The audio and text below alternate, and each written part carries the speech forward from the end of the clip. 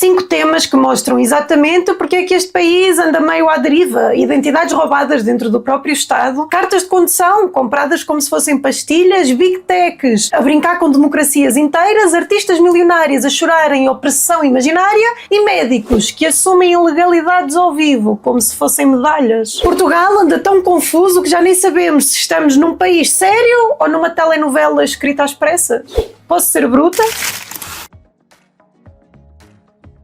Antes de começarmos, eu sou a Andreia Viegas e sou a irmã mais velha que vocês não sabiam que precisavam. Eu não sou moralista, mas tenho olhos na cara. Então já aproveita para subscrever, dar like e partilhar este vídeo, porque hoje o tema vem quente e variado. E se precisares de energia para aguentar este vídeo até ao fim, experimenta uma das barrinhas mais clássicas da Prozis, Real Protein. É o equivalente a um shake de proteína, só que é muito mais prazerosa. E claro, usa o cupom de Sousa Viegas para teres 10% de desconto e ajudar o canal a continuar a dizer o que ninguém tem coragem de dizer. Então agora sim, vamos às nossas notícias. Vamos começar por um vídeo. E desculpem, mas este é um daqueles casos que me fazem perguntar se ainda vivemos num país ou num condomínio desgovernado. Cuidado, o vosso número do utente de saúde pode estar a ser utilizado por um imigrante. É o descalabro no SNS devido à imigração descontrolada. Ora vejam. A identidade do meu filho, de 4 anos, foi roubada no Centro de Saúde SNS, em Portugal. Então o que é que aconteceu?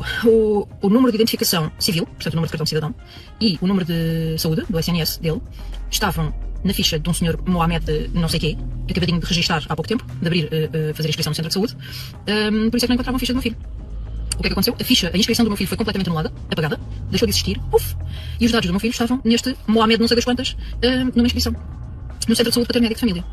A senhora ficou muito atrapalhada, resolveu na hora e fez o contrário, apagou a ficha desse tal Mohamed não sei das quantas e voltou a inscrever o meu filho, mas com isto o meu filho perdeu todo o histórico, desde que nasceu até agora, 4 anos e meio de idade, com patologias, com histórico de vacinas, de consultas, de tudo, perdeu tudo, porque fez uma nova inscrição e todo o histórico que ele tinha dele simplesmente desapareceu. Ao que parece, está aí um grande esquema que já vem de algum tempo de corrupção e fraude no SNS. Isto não é um erro, isto não é confusão administrativa, isto é fraude. E é uma fraude que só acontece quando há uma rede organizada por dentro do sistema. Como é que isto acontece num Estado minimamente funcional? E mais, quantas famílias portuguesas já passaram por isto sem saber? Nós não estamos a falar de imigrantes que precisam de ajuda. Nós estamos a falar de gente que entra em redes criminosas para obter números de utente, identificação nacional e acesso ao SNS, roubando identidades de portugueses. E agora vamos ao mais importante, porque isto não acontece sem cumplicidade interna. E adivinha, a Polícia Judiciária confirmou exatamente isso. A notícia da PJ é devastadora e eu vou citar diretamente. Foram detidas 2 mulheres funcionárias administrativas de uma unidade de saúde familiar responsáveis pela inscrição fraudulenta de milhares de imigrantes no SNS. Milhares. Não foi só um erro, não foi um lapso, não é um caso isolado, isto é uma rede e continua. A apreensão de um enorme acervo de documentação utilizada em processos de atribuição indevida de números de utentes, ou seja, o SNS estava a ser assaltado por dentro. Administrativos pagos com o nosso dinheiro entregavam identidades, números de utentes e acesso ao Estado Social a quem não tem direito. E isto, claro, acontecia porque há um Estado que abriu fronteiras sem controlo. Há serviços estrangeiros que já não controlam nada e há criminosos que perceberam que Portugal é o paraíso para estes esquemas. E não foram só estas 2. No âmbito da Operação Gambérria foram já detidas 16 pessoas e constituídas arguídas outras 26, incluindo 7 empresários, uma advogada e uma funcionária do Ministério dos Negócios Estrangeiros. Portanto, estamos a falar de uma rede completa, não de coitadinhos a precisar de ajuda. Quando até o número de utente de uma criança de 4 anos pode ser roubado por redes dentro do nosso Estado, o problema já não é a imigração, é a falta de competência. E se achas que isto dos números de utentes já era surreal, espera até veres o que é que eles estão a fazer com as cartas de condução. Portugal já nem exige que se saiba conduzir, basta saber cometer fraude. A Associação Nacional dos Industriais do Ensino de Condução Automóvel, que representa 730 escolas de condução, veio dizer aquilo que muitos de nós já desconfiávamos. As fraudes nos exames de condução deixaram de ser uma exceção e são agora um problema estrutural. Não estamos a falar de um primo, de um instrutor que por acaso conseguiu copiar no teste. Nós estamos a falar de gente que obtém a carta sem saber ler, escrever ou conduzir. Pessoas que passam pela prova teórica com auriculares escondidos e que só passam pela prática porque vai outra pessoa fazer o exame no seu lugar. Este país está a perder a vergonha e o Estado está a perder a autoridade. O mais grave é que Portugal está a pôr gente não apta a conduzir no meio da estrada. Esta notícia é clara como água. Candidatos sem os conhecimentos mínimos acabam nas estradas sem qualquer verificação real de que estão aptos a conduzir e depois admiram-se dos acidentes, da condução agressiva, da indisciplina total na estrada ou do caos diário. Isto não é milagre, é consequência. Se tens pessoas a tirar a carta sem saber o básico, o resultado é óbvio. A parte mais absurda é esta: um duplo apresenta-se ao exame, conduz, é aprovado e desaparece. Estamos oficialmente a viver num universo Missão Impossível e o verdadeiro candidato só aparece no momento de levantar o título. Genial! Num país onde até a carta de condução pode ser comprada, o espanto não é que hajam acidentes. O espanto é ainda haver sobreviventes. A frase do presidente da ANCA devia ser tatuada na testa de quem escreve certas leis disparatadas. Tolerar estas fraudes significa permitir que indivíduos sem qualquer avaliação adequada circulem nas estradas. Um risco inaceitável para todos. A palavra-chave aqui é tolerar. E Portugal tolera tudo. Fraude, corrupção, duplicidade, o jeitinho e, claro, incompetência. Não tolera controlo, não toleramos exigência e não toleramos segurança de verdade. Nós precisamos ter uma conversa séria sobre quem manda nos Estados Unidos. Mas eu quero explorar esta teia de conspiração com os meus membros. Porque às vezes eu preciso de ser bruta e isso eu só faço quando sei com quem posso contar. Então, se ainda não és membro, junta-te aí. E vamos destrinchar isto juntos. E aos restantes, vamos pular este assunto e falar logo da nossa queridinha Carolina Deslandes. Vamos ao próximo tema. Carolina Deslandes, a rainha do Portugal odeia-me, enquanto vende arenas inteiras. Comecemos pelo básico. Que país é este que te odeia, Carolina? A imprensa vende isto como canção de intervenção, um grito feminista, a voz das mulheres que não se conformam. Tu própria escreveste. Não é sobre mim, mas também é sobre mim. É sobre as loucas, as feias, as que não se conformam.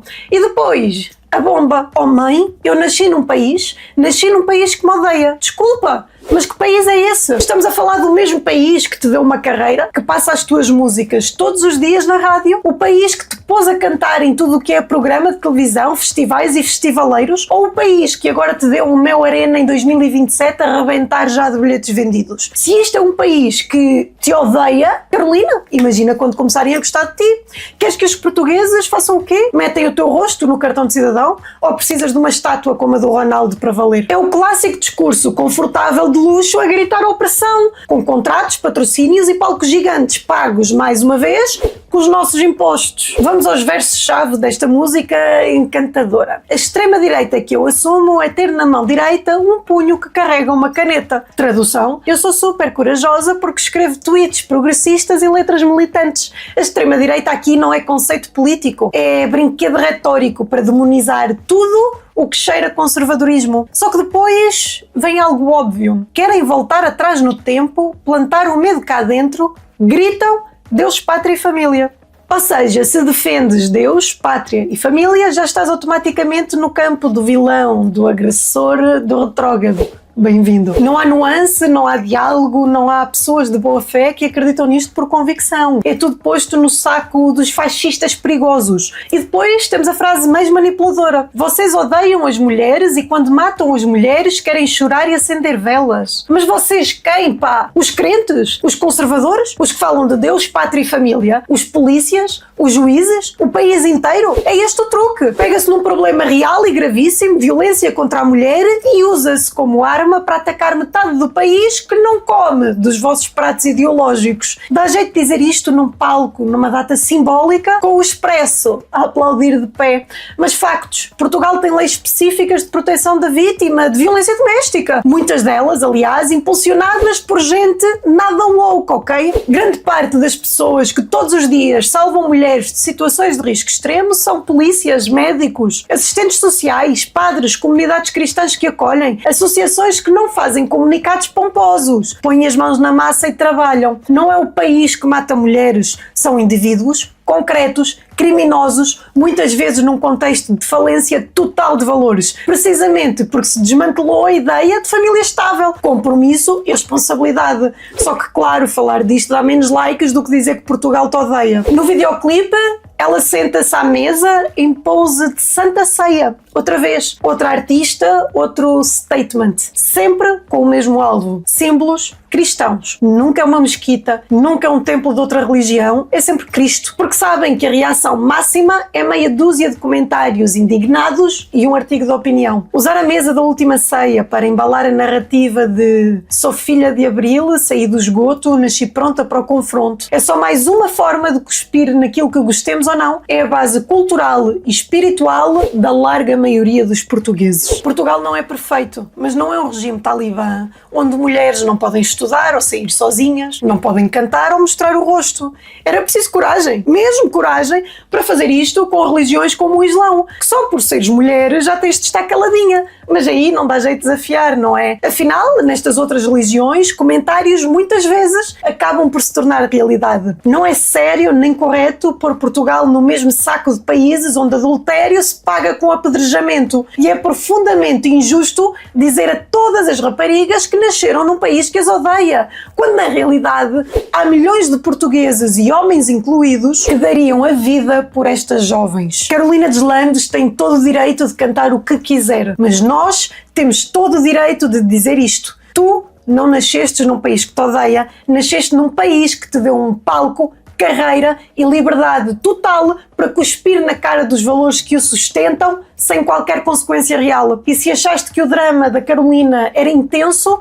espera até vermos o circo, que foi a confissão de Eduardo Barroso, porque quando até a medicina vira improviso ao vivo, o problema não é um ato isolado, é um país inteiro sem respeito pelas regras. Eduardo Barroso, lenda da cirurgia portuguesa, decidiu recordar na televisão aquilo a que chamou a maior ilegalidade da minha carreira. Há mais de 20 anos transplantou um fígado a um imigrante ilegal cujo nome não existia nos registros, nem sequer era conhecido da embaixada. Você vai ter aqui, em primeira mão, a maior ilegalidade que eu fiz na minha vida profissional.